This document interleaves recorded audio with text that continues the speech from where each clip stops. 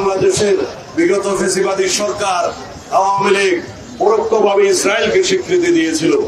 কিভাবে?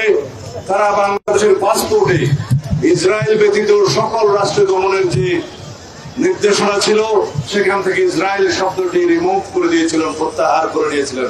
তার মানে দাঁড়ায় তারা ইসরায়েলকে স্বীকৃতি দিয়েছিল, অথচ তারা বাংলাদেশের মুসলমানদের পক্ষে, সারা পৃথিবীর মুসলমানদের পক্ষে মায়া কান্নাও কান্ত।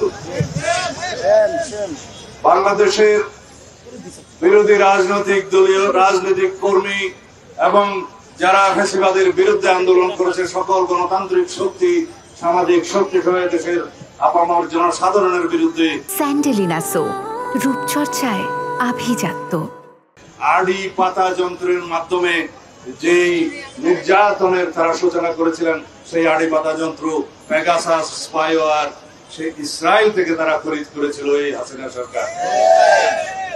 আজকে যেখানেই হাসিনা আশ্রয় নিন না কেন, বাংলাদেশের মানুষ সারা জীবন এই আওয়ামী ফ্যাসিবাদী ইসলাম বিদ্বেষী আওয়ামী লীগের বিরুদ্ধে এই ধিক্কার জানিয়েই যাবে যে তারা মুসলিম বিদ্বেষী, ইসলাম বিদ্বেষী, আলেম বিদ্বেষী, সারা পৃথিবীতে ইসরায়েল পন্থীদের সমর্থক ছিল। আমরা পত্রিকান্তরে যে পরিসংখ্যান পেয়েছি, 50 থেকে 60,000-এরও বেশি ফিলিস্তিনবাসী নারী শিশু সহ যারা হত্যাযজ্ঞের শিকার হয়েছে, প্রকৃতপক্ষে সেই পরিসংখ্যান আরো অনেক বেশি। যারা অপুষ্টিতে ভুগে যে সমস্ত শিশুরা মৃত্যুর মুখোমুখি হচ্ছে, তাদেরকে হত্যাকাণ্ডের শিকার হিসেবে গণ্য করতে হবে। যে সমস্ত বৃদ্ধরা খাদ্যের অভাবে, বিভিন্ন চিকিৎসার অভাবে যারা মৃত্যুবরণ করছে, তারাও এই গণহত্যার শিকার। সেই হিসাবে লক্ষ লক্ষ ফিলিস্তিনি ভাই ও বোনেরা এই বর্বর আগ্রাসন এবং গণহত্যার শিকার হয়েছে।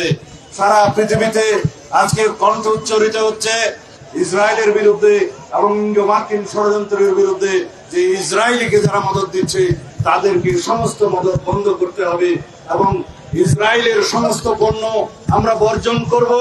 তার মানে এই না যে আমরা কোনো ব্যবসায়িক প্রতিষ্ঠানে হামলা করব।